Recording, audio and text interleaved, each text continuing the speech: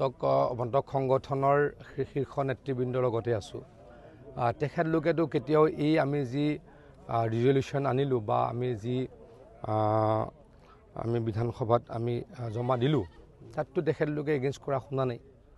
আমি যি প্ৰতিবেদন দিলোঁ কোনো মটক সংগঠনে কোনো মৰাণ সংগঠনে বা 6 জনগোষ্ঠীৰ কোনো এটা সংগঠনৰ শীৰ্ষ নেতৃবৃন্দ এইটো বিভিন্ন সংগঠনৰ শীৰ্ষ নেতৃবৃন্দই বিৰোধিতা কৰা শুনা নাই। মাত্ৰ কোনে কৰিছে কংগ্ৰেছে কৰিছে, মাত্ৰ কোনে কৰিছে অখিল গগৈ ডাঙৰীয়াই কৰিছে, মাত্ৰ কোনে কৰিছে লুৰিণজ্যোতি গগৈ ডাঙৰীয়াই কৰিছে, কিন্তু এই আন্দোলনটোৰ লগত জড়িত কোনোৱে কৰা নাই। মিনিংটো কি মানে তেওঁলোকে মানুহখিনিয়ে ভাবিছে কামটো হ'ব বা বহুদিন তেখেতলোকে আন্দোলন কৰিছে, এটা বৃহৎ পদক্ষেপ চৰকাৰে ল'লে বুলি তেখেতলোক সন্তুষ্ট, পৰৱৰ্তী সময়তো বাকীখিনি কাম কৰিব বুলি তেওঁলোকে ভাবে। কিন্তু পলিটিকেল পাৰ্টিবিলাকৰ নেতাবিলাকে ভাবে যদি মানুহখিনিয়ে হিমন্ত বিশ্ব শৰ্মা ডাঙৰীয়াক ভাল পাই যায়, মানুহখিনিয়ে যদি বিজেপি এজিপিক ভাল পাই যায় তেতিয়া তেওঁলোকৰ আৰু অৱস্থা বেয়া হ'ব।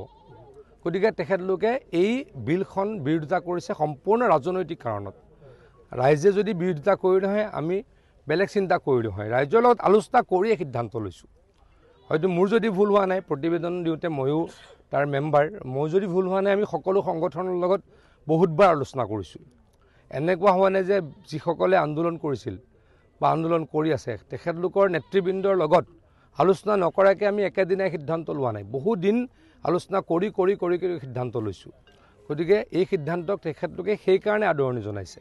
কিন্তু তেখেতলোকে কৈছে যে কাৰ্যকৰীকৰণ সোনকালে হ'ব লাগে, সেইটো আমিও ভাবোঁ কাৰ্যকৰীকৰণ সোনকালে হ'ব লাগে।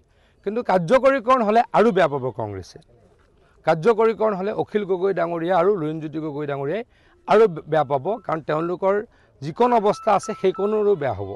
গতিকে তেওঁলোকে পলিটিক্সৰ নামত বিৰোধিতা কৰিছে, আমি ৰাইজৰ কাৰণে কাম কৰিম।